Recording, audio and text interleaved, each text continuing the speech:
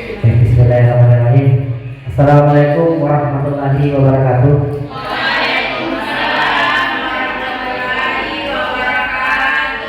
Yang saya hormati bapak-bapak ibu guru yang hadir di tempat ini.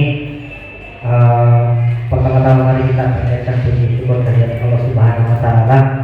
Berkat rahmat dan hidayahnya lah kita bisa sempat hadir di acara sosialisasi tentang budaya positif. Sebelum kita memulai acara, mari kita berdoa menurut agama dan kepercayaan masing-masing.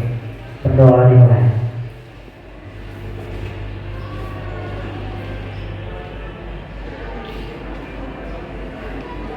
Selesai. Ya, untuk mempersingkat waktu, mari kita mendengarkan pemaparan materi sosialisasi tentang budaya positif oleh Ibu Rahmatullah sebagai guru penggerak. Kepada beliau saya persilakan. Ya, Assalamualaikum warahmatullahi wabarakatuh. Waalaikumsalam warahmatullahi wabarakatuh. Ya, jadi pada kesempatan kali ini saya akan membagikan pemahaman dan pengalaman saya dalam menerapkan budaya positif sebagai tugas dari pendidikan guru penggerak. Ya, jadi sebelum kita mulai, saya boleh dulu, siapa yang bisa pimpin? Ya, silakan Pak Nasrullah.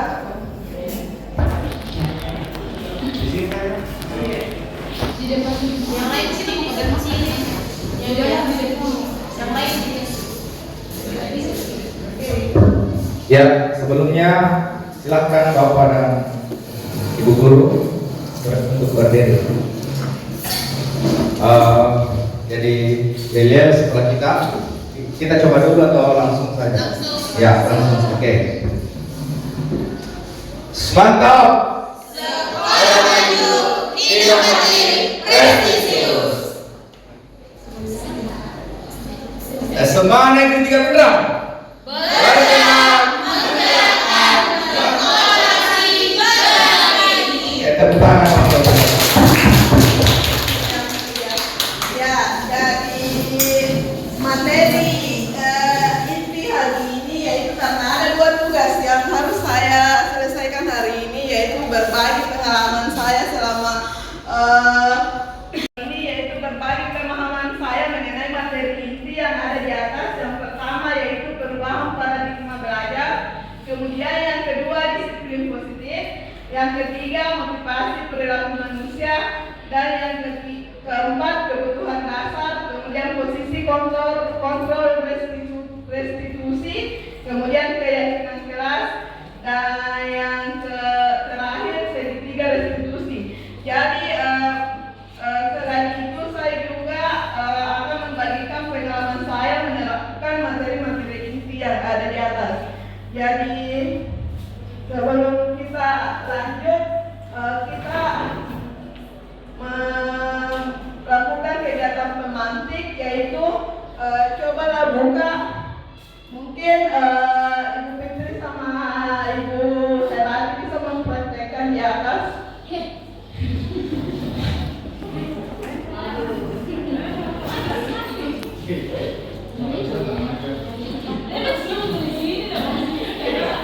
Ya, jadi untuk kegiatan pemantik ini instruksinya yaitu ada dua orang, si A dan si B. Si A sebagai pemegang sesuatu yang sangat berharga, ada sesuatu yang digenggam dan ingin dipertahankan. Kemudian si B berusaha membujuk si A bagaimanapun caranya, bisa dengan mengiming-imingi hadiah atau apalah, bisa juga dengan mengkritik. Jadi terserah. Waktunya 30 detik. Setelah itu bergantian lagi antara si A dan si B. Silahkan Ibu. Ibu, jadi kita juga yang di ini. Ya, boleh. Boleh. Ya.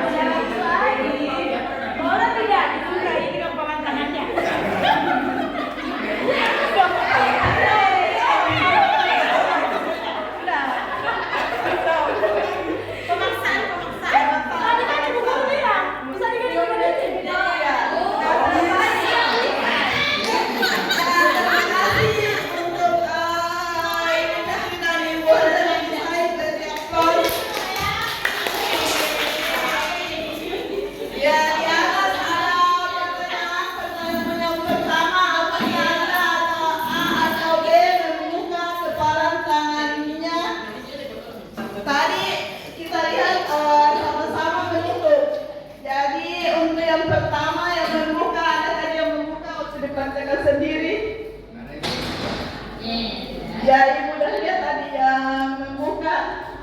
Silakan Bu, alasannya kenapa dibuka? Jadi saya membuka, walaupun sebenarnya tidak dikritik, ya, karena memang pertamanya dalam hati saya bahwa yang saya genggam ini memang ingin saya bagikan, ya, tapi itu hanya untuk orang yang terpercaya, ya. Karena yang saya genggam itu adalah semangat untuk teman-teman semua supaya kita itu bisa berkolaborasi, berbagi apa yang kita tahu. Jadi intinya mungkin ilmu yang saya genggam, ya. Jadi itu yang ingin saya berikan kepada teman adalah semangat. Jadi bukan rahasia apa-apa, ya, kalau ilmu itu memang harusnya kita berikan. Terima kasih. Oke, terima kasih banyak. Jadi Ibu Dahlia tadi berinisiatif untuk membuka karena ingin membagi. Yang tadi Ibu Hairati atau Ibu Fitri, kenapa tadi bertahan? Oke, terima kasih atas kesempatannya. Mungkin agak berbeda tadi dengan Ibu Dahlia yang memilih untuk membuka tangannya meskipun tanpa paksaan dan seterusnya, karena memang mungkin merasa yang dia genggam itu adalah sesuatu yang layak untuk dibagi oleh orang lain. Kalau saya memilih untuk tetap menutup tangan karena apa yang saya genggam adalah sesuatu yang menurut pertimbangan saya itu tidak bisa di-share atau dibagi ke orang yang lain, sekalipun orang itu dianggap sebagai orang kepercayaan. Karena dalam hidup ini tidak semua hal itu perlu kita bagi ke orang lain. Ada hal-hal yang sifatnya privacy, ya, yang tidak bisa kita share, itu adalah milik kita. Seperti itu. Oke, terima kasih banyak. Jadi menurut Ibu Hairati ada hal yang menjadi privasi kita harus dijaga. Jadi kita lanjut ke pertanyaan nomor 3. Dalam kegiatan tadi sesungguhnya siapa yang memegang kendali atau kontrol untuk membuka atau menutup kepalan tangan? Iya, silakan. Oke. Makasih banyak kesempatan yang diberikan kepada saya. Yang memegang kendali dan kontrol untuk mengembangkan tangan adalah kita sendiri. Kenapa? Karena segala sesuatunya terserah dari kita, mau berbagi, membuka tangannya atau tidak. Nah, karena seperti tadi yang dikatakan Ibu Hairati Said bahwa itu privasi kita. Jadi beda dengan Ibu Dahlia yang membuka kepalan tangannya karena menurutnya itu yang dia genggam adalah berupa ilmu yang dia bagi. Seperti itu. Jadi tergantung dari kita. Ya, terima kasih banyak. Jadi betul sekali bahwa yang memegang kendali atas diri kita adalah diri kita sendiri. Mungkin orang lain bisa mempengaruhi, tapi itu pun atas kemauan kita. Kalau kita terpengaruh berarti itu karena kita yang mau, bukan orang lain yang mendorong kita. Ya, untuk selanjutnya ada beberapa pertanyaan.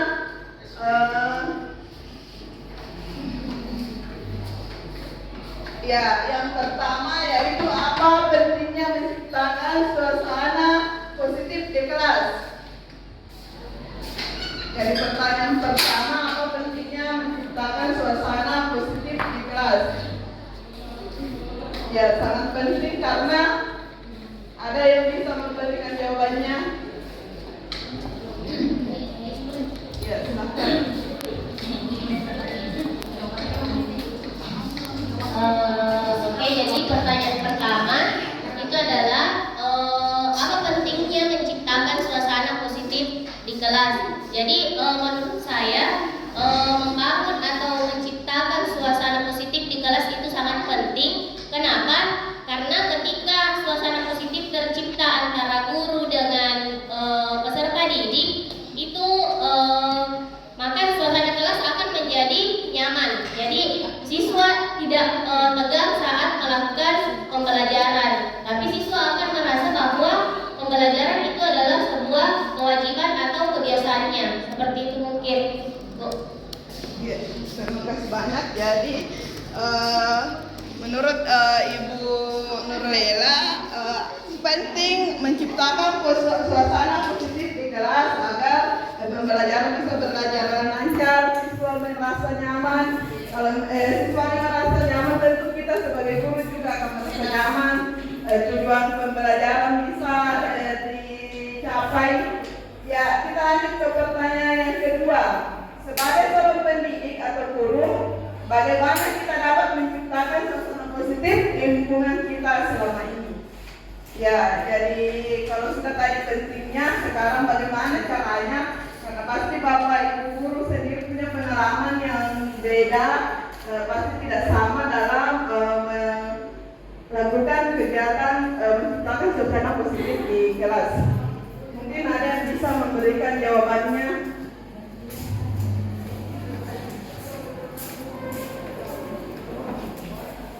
Nah, jadi pertanyaan kedua itu adalah bagaimana kita sebagai seorang pendidik atau guru menciptakan suasana positif di lingkungan kita. Jadi lingkungan itu luas, ada lingkungan sekolah, ada lingkungan keluarga, dan ada lingkungan masyarakat. Jadi secara umumnya saja kita menciptakan suasana yang positif. Jadi dibangun dari diri kita sendiri, diawali dengan diri kita sendiri, yaitu menciptakan keteladanan. Keteladanan agar kita mampu berinteraksi dengan lingkungan kita, baik itu kepada peserta didik. Kalau saya berusaha menjadi guru nyentrik, guru yang menarik dan menyenangkan. Ya, tidak perlu kita pasang-pasang membawa kepada siswa, tapi manakala kita sudah menyenangkan di hati siswa, itu akan kita dicari. Ya. Alhamdulillah di sini saya lihat ada semacam respon dari siswa kalau saya jalan di antara mereka. Itu menunjukkan ada perhatian mereka kepada gurunya. Nah, kemudian di lingkungan masyarakat kita berupaya mengambil hati dengan cara yang senyum-senyumlah, jangan juga muka masuk terus. Ya. Kemudian ikut berinteraksi misalnya dalam majelis taklimka atau yang paling sedikit di musallanya di masjidnya. Nah, dengan begitu akan terjalin silaturahmi. Seperti kalau di sekolah kita ada namanya paguyuban orang tua. Di situ kita wali kelas, siswa saling berinteraksi, dan nantinya kalau ada sesuatu yang kita ingin lakukan, gampang saja. Ya, terima kasih. Mungkin ada teman-teman yang lain pendapatnya, ya. Silakan. Ya, Ibu, terima kasih banyak. Jadi menurut Ibu tadi bagaimana menciptakan suasana positif di kelas, yaitu kita yang pertama melakukannya kita menjadi menarik, atau tadi istilahnya Ibu jadi guru nyentrik. Bisa juga dimulai dari diri sendiri, kita yang menjadi teladan. Bagaimana supaya siswa-siswa kita bisa merasa nyaman di kelas. Jadi langsung saja ke pertanyaan ketiga, apa hubungan antara menciptakan suasana yang positif dengan proses pembelajaran yang berpihak pada murid? Mungkin ada yang bisa memberikan jawabannya.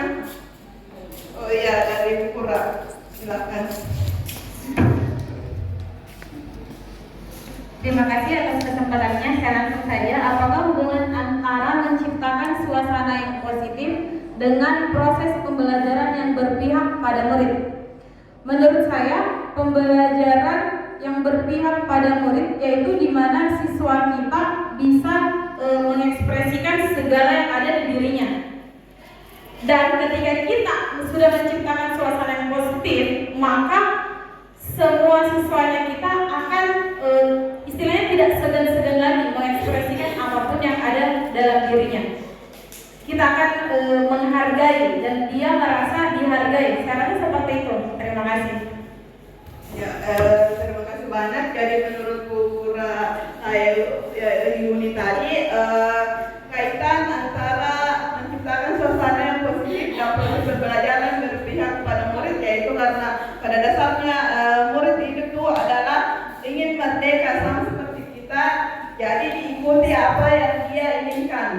supaya mereka lebih nyaman dalam proses pembelajaran. Ya, kita langsung saja ke pertanyaan terakhir. Bagaimana penerapan disiplin saat ini di sekolah kita? Ya, di sekolah kita tercinta SMA 3 Pindrang, mungkin ada yang bisa memberikan jawabannya, apakah sudah efektif atau belum, dan apa yang masih perlu diperbaiki. Ya, kepada Ibu Dewi Arsiani dipersilakan.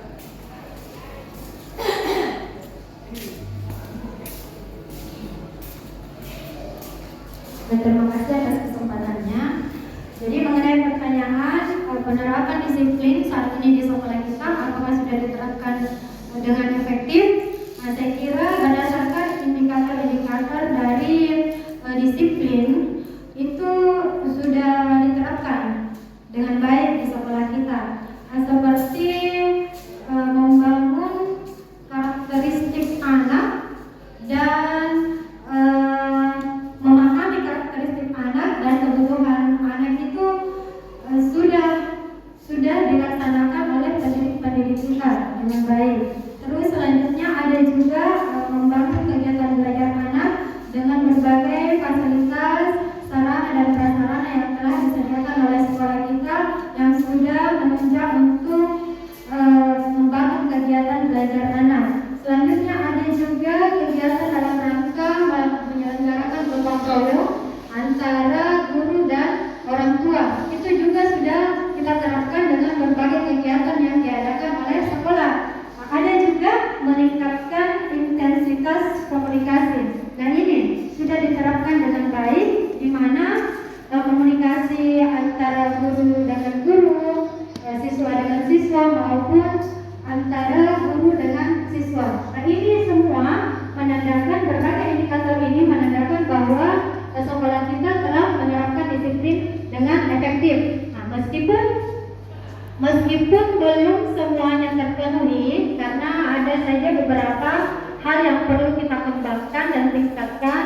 Contohnya seperti masalah sampah. Masih banyak siswa kita yang membuang sampah di sekitarnya, lingkungan sekitar tidak dijaga, dengan sifatnya siswa yang masih agak cuek. Ada juga sifat siswa yang kedua, yaitu mengenai keterlambatan. Jadi keterlambatan siswa ini mungkin harus diantisipasi oleh para pendidik, ya. Itu mungkin Oke, terima kasih banyak ya, jadi betul sekali pelaksanaan disiplin positif di sekolah kita memang sudah efektif dan sudah mulai berpihak pada anak. Tapi masih ada beberapa hal yang perlu ditingkatkan, seperti tadi menurut Ibu Dewi, yaitu keterlambatan anak. Masih ada beberapa anak yang sering terlambat. Kemudian masalah sampah, masih beberapa anak juga belum sadar mengenai membuang sampah pada tempatnya. Ya, selanjutnya kita masuk ke perubahan paradigma belajar. Jadi menurut psikiater dan pendidik Dr. William, dalam teori kontrol yang kemudian hari berkembang dan dinamakan choice theory, meluruskan beberapa miskonsepsi tentang makna kontrol. Ya, jadi kalau sebelumnya itu ini miskonsepsinya yang pertama, yaitu ilusi guru mengontrol murid. Padahal sebenarnya murid bisa mengontrol dirinya sendiri. Kemudian yang kedua, ilusi bahwa semua penguatan positif efektif dan bermanfaat. Yang ketiga, ilusi bahwa kritik dan membuat orang merasa bersalah dapat menguatkan karakter. Yang terakhir, ilusi bahwa orang dewasa memiliki hak untuk memaksa. Jadi itu semua hanya ilusi, karena kembali sama tadi yang permainan buka tutup. Jadi diri murid lah yang bisa mengontrol dirinya sendiri. Oke, lanjut Pak. Ya, masih perubahan paradigma belajar. Bagaimana seseorang bisa berubah berubah dari paradigma stimulus respon kepada pendekatan teori kontrol. Stephen R. Covey mengatakan bahwa bila kita ingin membuat kemajuan perlahan, sedikit-sedikit, ubahlah sikap atau perilaku Anda atau perilaku diri kita. Namun,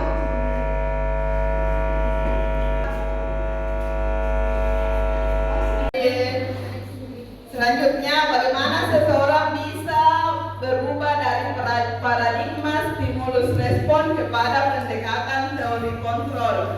Jadi menurut Stephen Covey, bila kita ingin membuat kemajuan perlahan, sedikit-sedikit, ubahlah sikap atau perilaku kita. Namun bila kita ingin memperbaiki cara-cara utama kita, maka kita perlu mengubah kerangka acuan kita. Ubahlah bagaimana Anda melihat dunia, bagaimana Anda berpikir tentang manusia. Ubahlah paradigma Anda, skema pemahaman dan penjelasan aspek-aspek tertentu tentang realitas. Sampai Pak lanjut. Ya, kita sering mendengar kata disiplin. Jadi kalau dengar kata disiplin, apa yang terlintas di pikiran kita? Bapak Ibu sekalian, ada apa yang terlintas di pikiran kita kalau dengar kata disiplin? Disiplin berarti mematuhi aturan. Tepat waktu misalnya contohnya. Aku teratur. Iya, jadi itu semua yang terlintas di pikiran kita tentang tertib, teratur, dan kepatuhan atau berkaitan dengan peraturan. Ya, kata disiplin juga sering dihubungkan dengan hukuman. Padahal itu sangat berbeda. Memberi hukuman sangat tidak diharapkan. Kalau bisa itu jalan terakhir, tapi kalau bisa tidak ada hukuman dalam pembelajaran. Ya, lanjut. Ya, jadi menurut Bapak Pendidikan kita, Ki Hajar Dewantara menyatakan bahwa di mana ada kemerdekaan, disitulah harus ada disiplin yang kuat. Sungguh pun disiplin itu bersifat self-disiplin, yaitu kita sendiri yang mewajibkan kita dengan sekeras-kerasnya. Tetapi itu sama saja, sebab jikalau kita tidak cakap melakukan self-disiplin, wajiblah penguasa lain mendisiplinkan diri kita. Jadi kalau tidak muncul disiplin dalam diri kita, akan disiplinkan sama orang lain. Dan peraturan dan tingkat itulah harus ada di dalam suasana yang merdeka.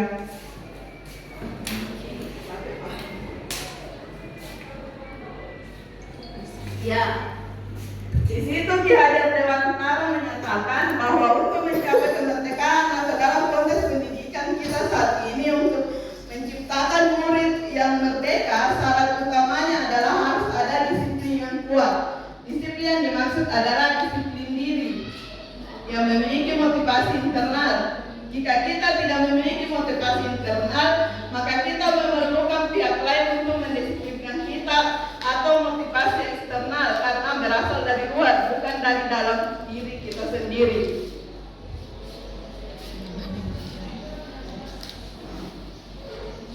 Ya, disiplin diri ini dapat membuat murid kita menggali potensinya menuju kepada sebuah tujuan mulia, sesuatu yang dihargai dan bermakna. Dengan kata lain, disiplin diri juga mempelajari bagaimana cara murid mengontrol diri dan bagaimana menguasai diri untuk memilih tindakan yang mengacu pada nilai-nilai yang dihargai agar tercapainya tujuan mulia yang diinginkan. Dengan kata lain, anak murid yang memiliki disiplin diri berarti mereka bisa bertanggung jawab terhadap apa yang dilakukannya karena mereka mendasarkan tindakan mereka pada nilai-nilai kebajikan universal. Ya, lanjut, nilai-nilai kebajikan universal yang kita terapkan di sekolah kita adalah ya secara nasional, yaitu profil pelajar Pancasila. Jadi profil pelajar Pancasila itu yang pertama, ya, beriman bersama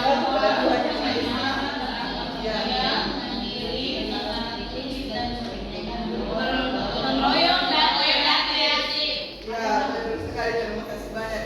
Jadi sebagai pendidik, tujuan kita adalah menciptakan anak-anak yang memiliki disiplin diri, sehingga mereka bisa berperilaku dengan mengacu pada nilai-nilai kebajikan universal dan memiliki motivasi intrinsik bukan ekstrinsik.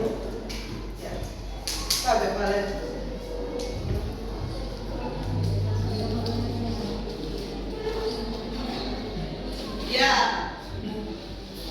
ya untuk memunculkan atau memulai suatu disiplin positif, tentunya kita memiliki teori. Ada 3 teori motivasi perilaku manusia. Menurut Diana Gosen, yaitu yang pertama, untuk menghindari ketidaknyamanan atau hukuman. Misalnya ini ada yang kita terlambat, dia berusaha tidak terlambat karena takut diminta membersihkan lingkungan sekolah atau membersihkan WC. Jadi dia tidak terlambat bukan dari dalam dirinya, tapi karena takut dihukum. Jadi itu contohnya. Kemudian yang kedua, untuk mendapatkan imbalan atau penghargaan dari orang lain. Misalnya kalau Tuhan ATK dikasih bintang, bisa juga sebenarnya kita kasih bintang penghargaan, diiming-imingi coklat. Dan kalau kamu tepat waktu, ya kamu diberikan hadiah. Ya jadi dia disiplin karena hanya mengharapkan imbalan dan penghargaan. Jadi penghargaan berupa pujian. Kadang juga kalau kita memuji anak berlebihan, itu bukan memberikan anak untuk lebih disiplin, tapi kadang membuatnya jadi apa ya? Ya bisa jadi manja. Ya yang terakhir, untuk menjadi orang yang mereka inginkan dan menghargai diri sendiri dan nilai-nilai yang mereka percaya. Jadi yang ketiga inilah yang diharapkan, yaitu muncul dari dalam dirinya. Yang kedua, yang pertama dan kedua itu eksternal, bersifat eksternal. Yang ketiga bersifat internal.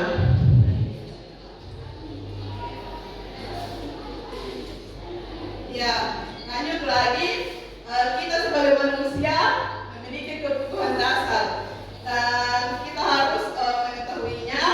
Ada 5 kebutuhan dasar kita. Yang pertama yaitu kebutuhan bertahan hidup.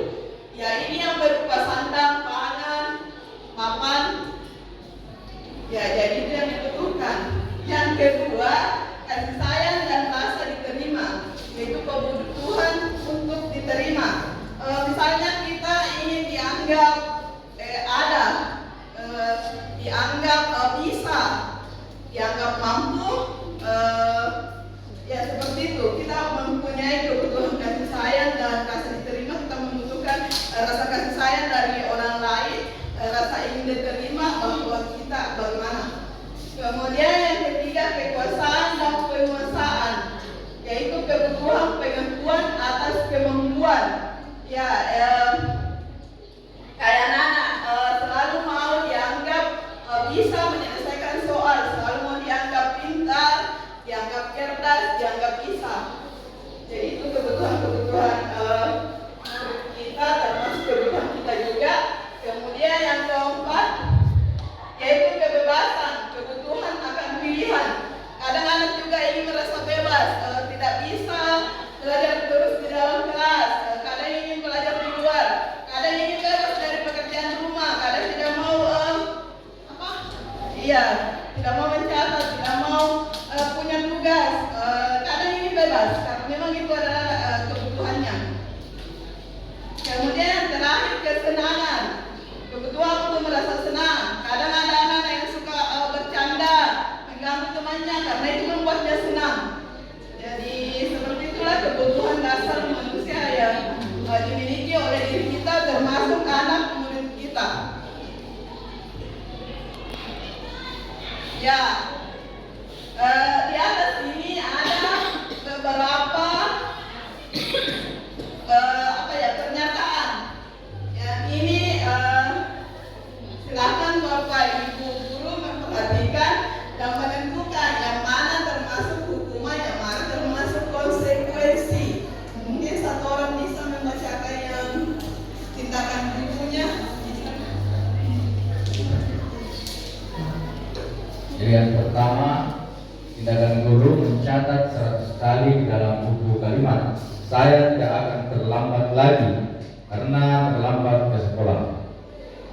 kedua, lari mengelilingi lapangan basket.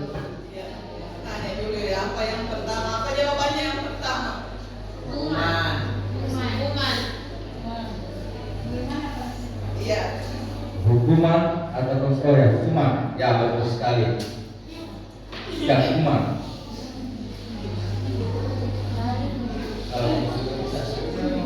Ya, hukuman.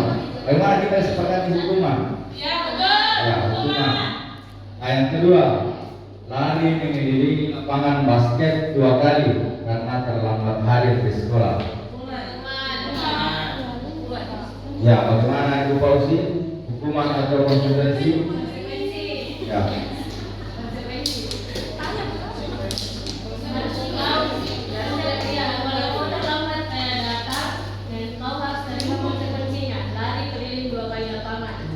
Kalau saya hukuman Pak. Oke, kita lanjut nomor 3. Membersihkan coretan yang dibuat di meja tulis.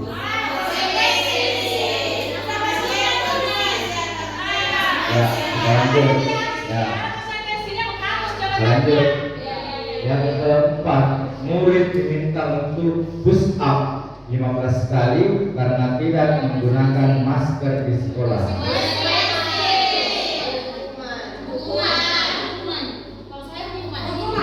Ya, ada konsekuensi, ada hukuman. Ya, kita lanjut dulu. Selanjutnya, menggantikan kertas tugas teman yang telah dicoret-coret. Ya, sangat semangat ini Ibu. Kita lanjut. Berjemur di lapangan basket pukul 12.00 siang karena mengobrol dengan teman. Ya, saya kira saya kembalikan ke Pak, lanjut ya, makanya. Oke, selanjutnya membersihkan tumpahan air di meja tulis karena tersenggol pada saat belajar. Oh ya, kata Ibu Hera konsekuensi karena dia bersyukur. Oke, selanjutnya kehilangan 10 menit jam istirahat untuk mengerjakan tugas karena terlambat datang dan tertinggal pelajaran selama 10 menit. Ya, konsekuensi. Selanjutnya, duduk di bangku di pinggir lapangan pada jam istirahat, tidak diizinkan bermain oleh guru piket karena mencederai teman saat main di lapangan. Hukuman atau konsekuensi?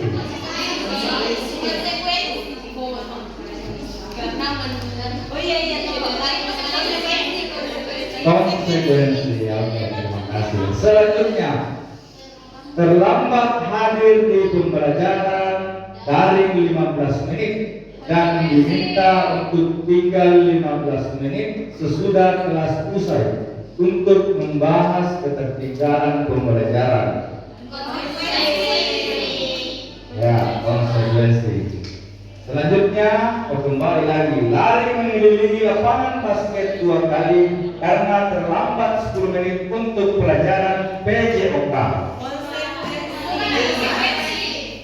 Hukuman. Ya, hukuman. Kalau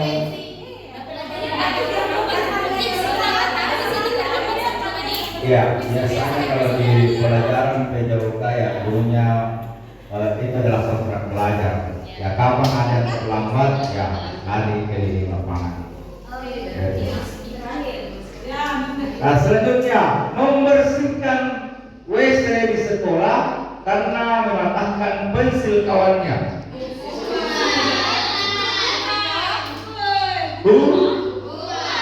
Oke, hukuman. Ya, selanjutnya Dari aplaus dulu. Ya, dari beberapa pertanyaan di atas ada yang sepakat, ada yang konsekuensi dan ada yang hukuman. Ada yang bisa membedakan yang mana konsekuensi, yang mana hukuman. Apa ciri dari konsekuensi atau hukuman?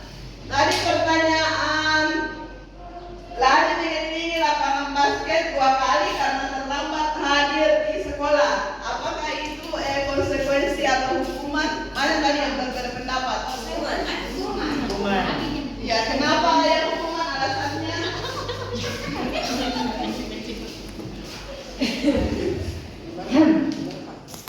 Mana tadi? Yang poin kedua tidak? Lari mengelilingi lapangan basket 2 kali karena terlambat hadir di sekolah. Menurut saya itu adalah sebuah hukuman, di mana tidak ada konsekuensi yang harus diambil dari apa yang dia lakukan. Dan terlebih lagi di sini hanya menggunakan fisik. Saya rasa jelas sekali bahwa itu adalah sebuah hukuman. Terima kasih. Ya, terima kasih banyak yang lain. Ya, Hukuman. Terima kasih. Lari mengelilingi lapangan basket 2 kali karena terlambat hadir di sekolah. Saya masukkan di kategori hukuman karena pemberian sanksi atau pendisiplinannya tidak berkaitan dengan pelanggaran yang dilakukan. Oke. Ya, jadi menurut Ibu Hera tadi karena tidak berkaitan dengan pembelajaran yang dilakukan. Masih ada yang menambahkan? Jadi untuk soal yang kedua kita sepakat hukuman atau konsekuensi? Ya, kalau konsekuensi tergantung. Kalau ada perjanjian sebelumnya. Ya, kalau ada kontrak sudah disepakati bahwa lari di lapangan basket ya. Tapi kalau tidak ada berarti ya hukuman. Untuk yang ada tadi juga push up kayaknya apa? Ya push up. Murid diminta untuk push up 15 kali karena tidak menggunakan masker ke sekolah. Ada juga tadi perbedaan pendapat di situ. Yang murid diminta untuk push up 15 kali karena tidak menggunakan masker ke sekolah. Ada yang bisa memberikan? Ya, silakan. Bu Herawati. Baik, terima kasih atas kesempatan yang telah diberikan kepada saya. Adapun tadi pertanyaannya yaitu murid diminta untuk push up 15 kali karena tidak menggunakan masker ke sekolah. Menurut saya itu konsekuensi, karena kan memang aturan sekolah itu sudah dulu ya sudah diwajibkan memang siswa kita memakai masker. Nah, ketika sudah dilarang, ketika sudah dikasih tahu, berarti siswa tersebut dipatuhi. Jadi saya katakan ini konsekuensi karena kesalahan siswa, karena sudah disampaikan sebelumnya. Terima kasih. Ya, jadi menurut Ibu Herawati Aris yang itu adalah konsekuensi karena sudah disepakati sebelumnya. Kalau tidak ke sekolah, kalau ke sekolah tidak pakai masker maka akan ada sanksi berupa push up 15 kali. Jadi tergantung kesepakatannya karena sudah menjadi aturan sekolah, jadi itu merupakan konsekuensi menurut Ibu Herawati Aris. Jadi di sini sudah bisa membedakan hukuman dengan konsekuensi. Mana yang lebih baik? Konsekuensi. Ya, konsekuensi yang lebih baik. Tapi masih ada cara pendisiplinan yang lebih baik. Ada yang tahu? Iya, restitusi. Karena dengar kata restitusi,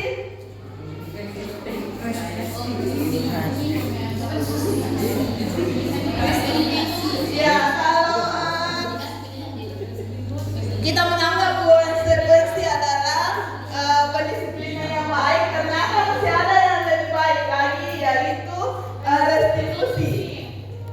Ya, identitas gagal, hukuman, sesuatu yang menyakitkan dan harus terjadi. Menyakitkan sakit itu anak saat dihukumi dan harus terjadi karena bukan keinginannya. Kalau bukan dia kamu harus terjadi tiba-tiba terjadi, mestinya langsung terjadi. Kalau pada tahu anak bilang kenapa gak dihukum?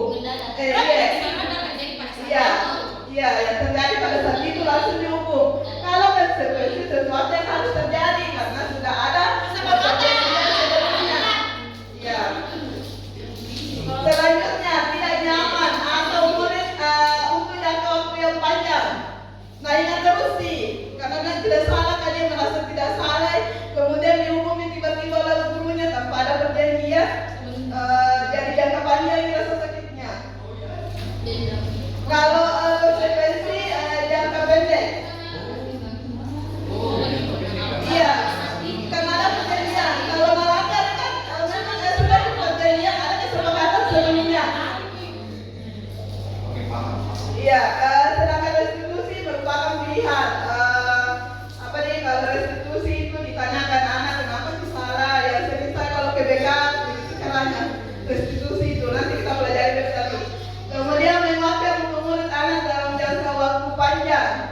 Jadi anak akan kuat, akan bisa menghadapi kehidupannya lagi ke depan kalau cara restitusi dipakai. Yang ketiga, korban mendapatkan keadilan. Maksudnya pakai korbannya berpihak ke korban ya, korban bisa diabaikan kalau konsekuensi karena melakukan pelanggaran yang jelas. Kalau konsekuensi ini berbasis data, ya berdasarkan data, bila melanggar tidak ada hukumannya. Korban mendapatkan ganti. Yang keempat, murid anak akan tersakiti. Kalau hukuman sakit anak merasa sakit karena langsung dihukum. Kalau konsekuensi tidak merasa sakit tapi tetap tidak nyaman. Namanya juga kalau melanggar dikasihnya hidup diri di papan tulis karena dia sudah berjanjian sebelumnya, tapi anak merasa tidak nyaman. Kemudian perilaku agresif meningkat, tambah agresif karena dihukumi tanpa tanya sebelumnya apa kesalahanmu. Kemudian perbuatannya hanya bertahan dalam jangka waktu pendek. Jadi konsekuensi bertahan dalam jangka waktu pendek ini walaupun sadari sebenarnya kalau salah ya. Jadi ini yang tadi yang saya katakan, restitusi adalah sebuah pendekatan untuk menciptakan disiplin positif yang lebih baik dari yang tadi, yang dua tadi, yang dari konsekuensi. Kalau hukuman itu tadi yang sebelumnya, kalau bisa tidak terjadi. Ya, menurut dosen, restitusi adalah proses menciptakan kondisi bagi murid untuk memperbaiki kesalahan mereka, sehingga mereka bisa kembali pada kelompok mereka dengan karakter yang lebih kuat. Ya, jadi ini anak tidak mau kembali ke kelompoknya, ke lingkungannya, walaupun sudah melanggar, karena diberi pendidikan yang baik. Ya, jadi ada berapa itu ciri-ciri restitusi? Yang pertama, restitusi bukan untuk menebus kesalahan, namun untuk belajar dari kesalahan. Yang kedua, restitusi memperbaiki hubungan. Yang ketiga, restitusi adalah tawaran, bukan paksaan. Yang keempat, restitusi menuntun untuk melihat ke dalam diri. Yang kelima, restitusi mencari kebutuhan dasar yang mendasari tindakan.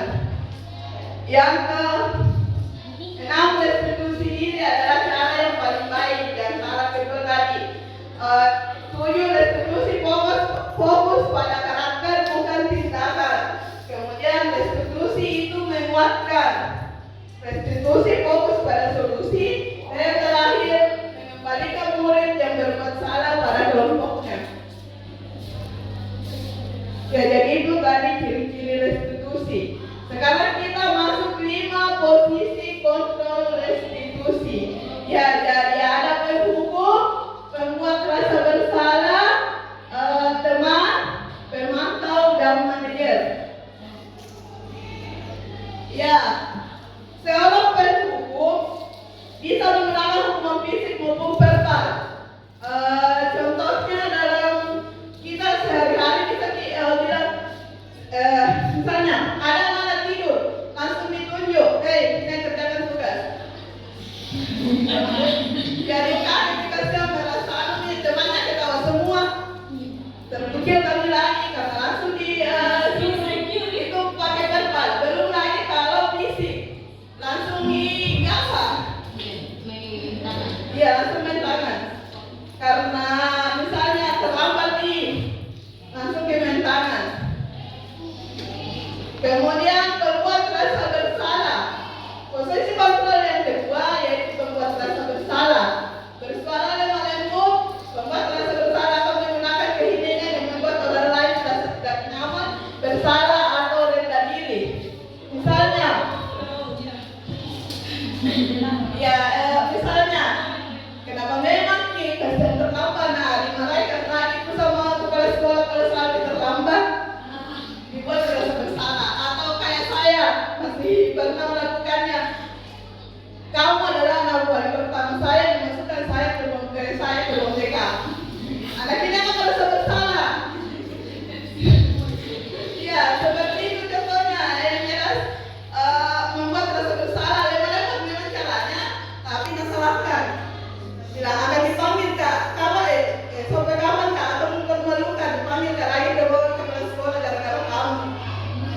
Ya, seperti itu berbuat rasa bersalah.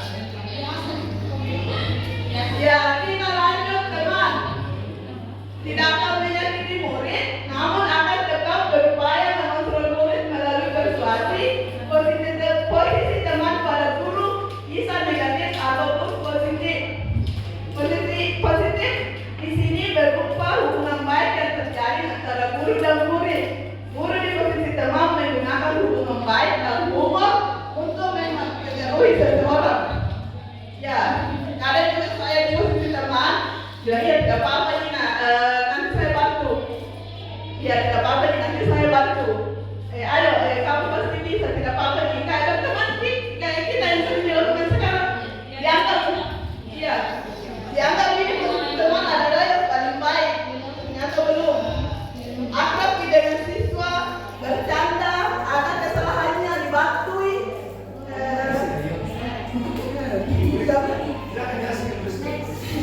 Ya, seperti itu posisi teman. Ya, sekarang posisi pemantau. Pemantau berarti mengawasi. Pada saat kita mengawasi, kita bertanggung jawab atas perilaku orang-orang yang kita awasi. Posisi pemantau berdasarkan pada peraturan dan konsekuensi. Dengan menggunakan sanksi konsekuensi, kita dapat memisahkan hubungan pribadi kita dengan murid sebagai seseorang yang menjalankan posisi pemantau. Jadi kalau pemantau itu di atasnya lagi teman berbasis data sih. Jadi berdasarkan data-data yang ada, misalnya kenapa memang ini melanggar, sudah berapa pelanggaranmu, sudah ada catatan tak? Jadi pemantau ini lebih baik dari posisi teman, tetapi tegas, tidak terlalu bercanda dengan siswa, dengan anak murid, tapi tetap berjalan hubungan tak dengan baik. Kemudian yang terakhir adalah posisi yang paling ideal, yaitu posisi manajer. Posisi terakhir manajer ini adalah posisi di mana guru berbuat sesuatu bersama dengan murid, mempersilahkan murid mempertanggungjawabkan perilakunya, mendukung murid agar dapat menemukan solusi atas permasalahannya sendiri. Seorang manajer telah memiliki keterampilan di posisi teman maupun pemantau, dan dengan demikian bisa jadi di waktu-waktu tertentu kembali kepada kedua posisi tersebut bila diperlukan. Jadi ini kalau sudah di posisi manajer, itu posisi teman sudah dimiliki, posisi pemantau juga. Jadi bisa saja kita kembali ke posisi itu sewaktu-waktu. Ya, jadi sebelum lanjut saya bertanya kepada Bapak Ibu sekalian, sekarang sudah berada di posisi mana dan pernah berada di posisi mana? Saya pendidik memang kelima-limanya. Iya, kelima-limanya kalau menurut saya semua saya lakukan, tapi karena sudah memahami akhirnya saya berusaha menjadi lebih baik. Ada yang mau berbagi cerita pengalamannya pernah di posisi apa? Posisi di mana-mana.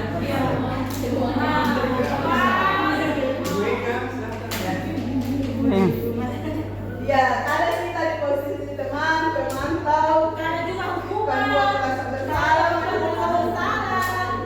ya, kalau bisa, karena yang paling ideal adalah manajer. Dari kelima posisi ini yang paling bagus saya lihat adalah manajer. Karena bisa menempatkan diri sebagai teman dan pemantau. Kalau sekarang kita melakukan posisi pertama dan kedua tidak berlanjut kayak hukuman deh. Iya,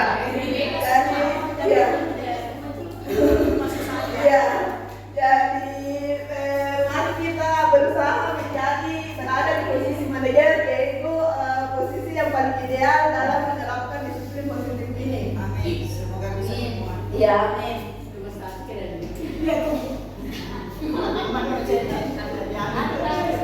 Ya. Selanjutnya adalah keyakinan kelas. Jadi ada keyakinan kelas yang biasanya itu sebelumnya namanya peraturan kelas atau kesepakatan kelas. Tapi di tahun ini diubah menjadi keyakinan kelas. Karena keyakinan apa nih harus muncul dari dalam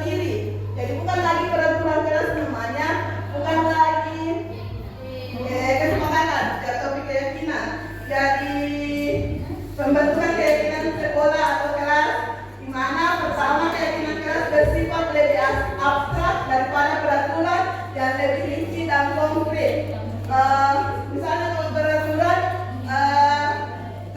dilarang terlambat atau tidak boleh terlambat. Kalau keyakinan harus menghargai waktu. Kan lebih kalau saya dilarang terlambat lebih rinci kan? Iya, jadi harus lebih abstrak ini. Kemudian keyakinan keras berupa pernyataan universal. Yang itu tadi harus menghargai waktu. Misalnya tidak boleh memukul guru. Yang kita ubah harus saling menghormati antara guru dan murid. Pernyataan keyakinan keras senantiasa dibuat dalam bentuk positif. Ya, jadi tidak boleh menggunakan kalimat negatif seperti yang tadi saya contohkan. Tidak akan terlambat, tapi menghargai waktu. Tidak boleh memukul teman, tapi saling menghormati. Ya, antar teman. Keyakinan keras hendaknya tidak terlalu banyak sehingga mudah diingat dan dipahami oleh semua warga sekolah. Ya, jadi kalau bisa 3 saja sampai 7 atau berapa. Keyakinan keras sebaiknya sesuatu yang dapat diterapkan di lingkungan tersebut.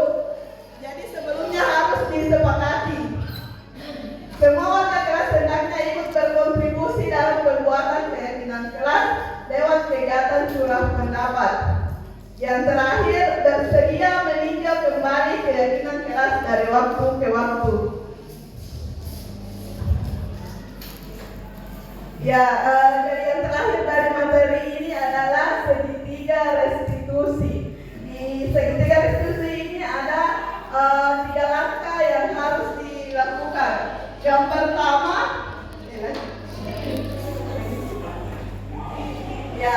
pertama, itu menstabilkan identitas. Setiap orang pasti pernah melakukan kesalahan. Jadi anak ditanya tidak apa-apa membuat kesalahan. Semua orang pasti pernah melakukan kesalahan. Kamu kan salah satunya yang pernah melakukan ini. Kemudian lanjut ke validasi tindakan yang salah.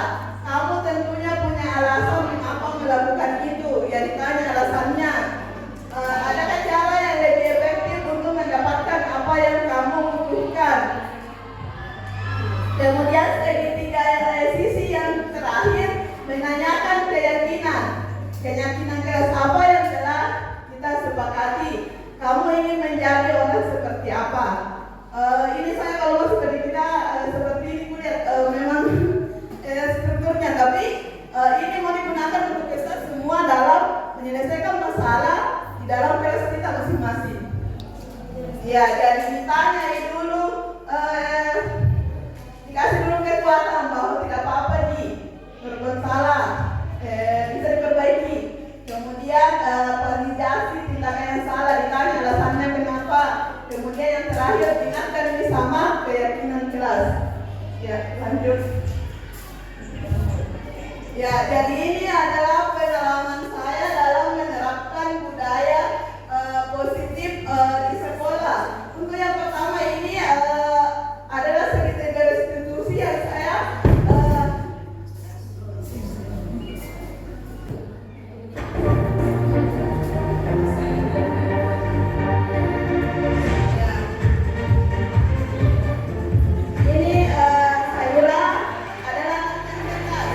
saya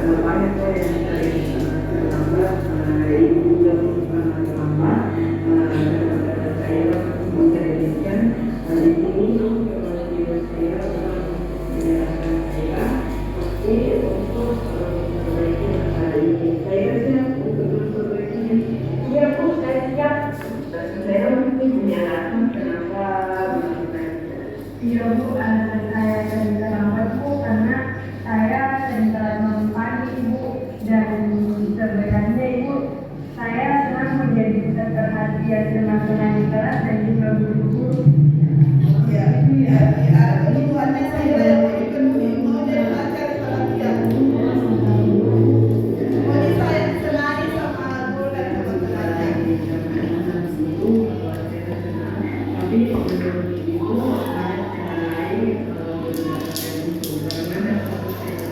Iya Bu, saya mungkin bisa mendapatkan itu semua dengan meningkatkan prestasi saya di kelas. Baiklah, mari kita bicarakan tentang keyakinan sekolah kita atau keyakinan kita. Apa yang dipercaya dan apa yang saya belum tentukan. Iya Bu, disiplin waktu dan menghargai waktu Bu, seperti datang ke sekolah dengan waktu. Ya, saya malu sekali, saya masih datang terlambat, saya berikan dari waktu. Dan Bu, Saya percaya saya dapat mengoreksikan keyakinan kita dengan baik. insya Allah siap Bu. Kasihan hari jadi menurut saya apa yang dia dilakukan. Tadi Saya akan juga di awal Ibu menyalakan alarm dan sahabat saya menghadapi Saira untuk yang sering terlambat. Ya, selanjutnya, ya hal positif yang saya lakukan di kelas yaitu kebiasaan baik membersihkan lingkungan dan menanam bunga, kemudian membaca surat pendek sebelum belajar, kemudian mendaur ulang barang bekas dan lain-lain sebagainya. Selanjutnya yaitu tadi membaca surat pendek sebelum belajar, mendaur ulang barang bekas dan membersihkan lingkungan dan penanaman bunga. Selanjutnya adalah membuat keyakinan kelas. Jadi diharapkan semua wali-wali kelas ada keyakinan kelas di dalam kelasnya. Jadi ini saya sebelumnya membuat keyakinan kelas.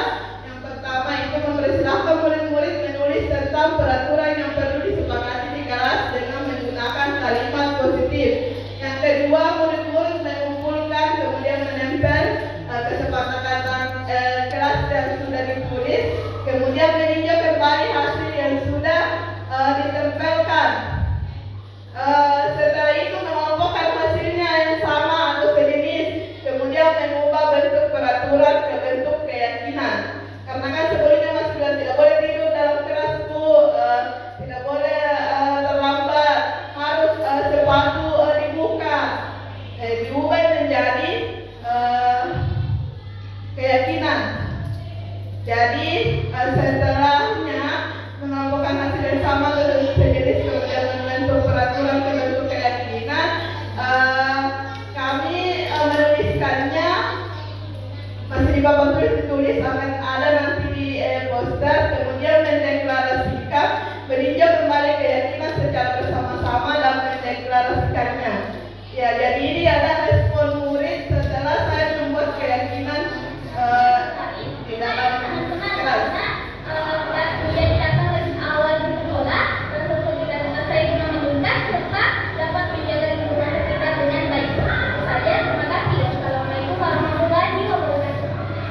Assalamualaikum warahmatullahi wabarakatuh. Perkenalkan, nama saya Putri Latifa. Peran saya setelah membuat keyakinan kelas itu, peran saya jauh lebih baik, rasa solidaritas saya tinggi dan lebih disiplin, serta menjalankan apa yang keterampilan pakaian sama lebih menjaga nama baik kelas begitu. Assalamualaikum warahmatullahi wabarakatuh. Ya, jadi itu tadi hal-hal yang sudah saya buat di kelas saya. Sekarang mungkin ada Bapak Ibu yang mau berbagi kebiasaan-kebiasaan baik apa yang sudah dilakukan di kelasnya.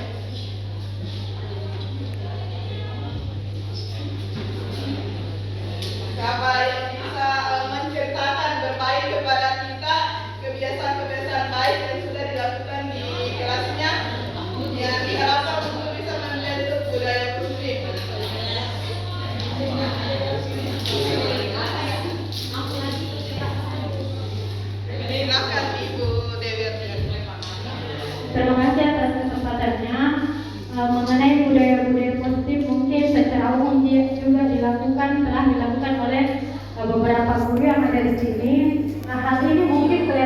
kecil, tapi saya rasa sudah berdampak ke anak didik saya, terutama ke anak wali yang telah saya terapkan.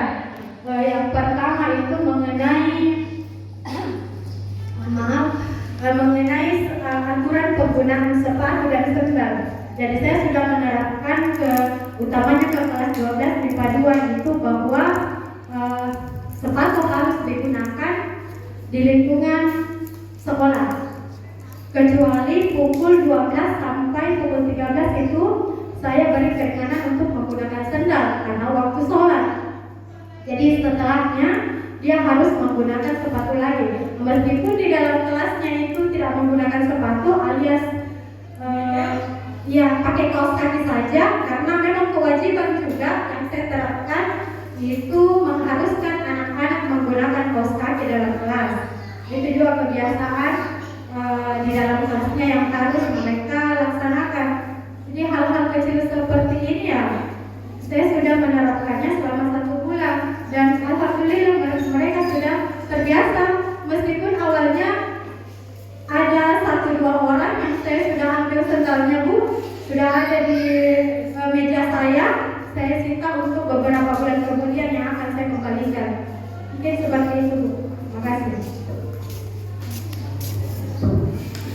Ya, jadi itu tadi dari Ibu Dewi Ardiani, kebiasaan-kebiasaan yang dilakukan di kelasnya untuk tidak memakai sepatu dan disingkat memakai sandal saat untuk beribadah. Jadi ini dimulai dari hal kecil, tapi tetap memenuhi kebutuhan anak karena diberi kesempatan saat beribadah. Mungkin masih ada dari Bapak Ibu yang lain di kelas-kelasnya kebiasaan positif yang sudah pernah dilakukan. Oh iya, jadi cukup ya dari Ibu Dewi Ardiani. Semoga kita semua bisa melakukan kebiasaan-kebiasaan positif di kelas kita, mulai dari anak didik, dan diharapkan bisa membuat keyakinan kelas sebelumnya bekerja sama dengan anak didik kita. Dengarkan apa yang mereka ingin buat, peraturan apa yang mereka ingin buat di kelasnya. Ya, terima kasih Bapak Ibu untuk hari ini.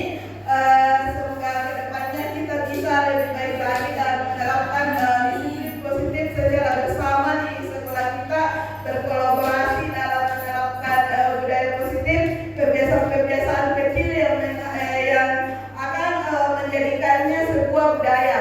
Jadi sekian, assalamualaikum warahmatullahi wabarakatuh. Ya, beri aplaus dulu untuk Ibu Rahmat. Nah, itulah tadi pemaparan yang dipaparkan oleh Ibu Rahmat